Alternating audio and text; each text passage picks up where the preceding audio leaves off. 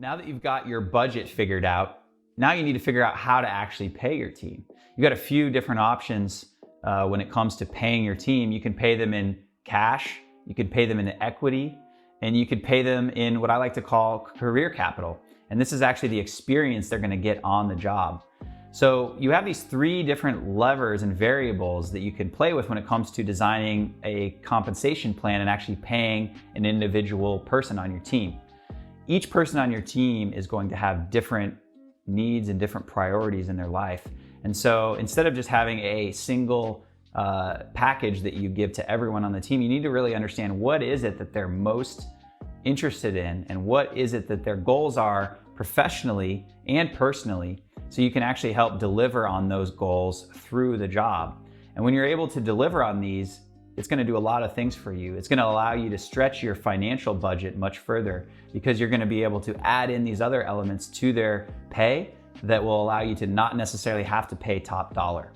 It's also going to become a recruiting machine for you because they're actually going to talk to other people in their network and refer other employees to come work with you because you're able to unlock new levels in their career through the experience that you're able to give them in the role. So you've got your financial compensation that is going to be the baseline that a given person needs to meet their basic needs in life. But then you've got your equity lever as well. And so equity, you can actually start to give them ownership in the product and in the company itself.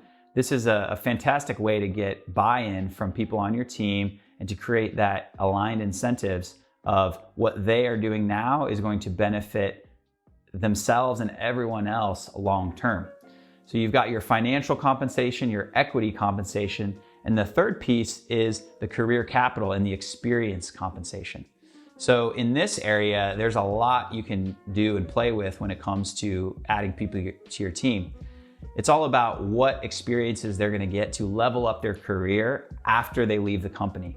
Now, very few people stay at a tech company for, let's say, more than 5 years at this point. So you want to focus on how your company and their role on the team is actually going to level up their career over that time period. You're going to assume they're going to leave the company, and in that process, they're going to actually leave better than they joined the team. And so that is the career capital and the experience that you want to make sure you're emphasizing in your team building process, that people get this as a part of being on your team. So it becomes a recruiting tool, it becomes a compensation tool. And when you start to play with the levers of cash compensation, equity compensation, and experience compensation, you can stretch your budget even further than before.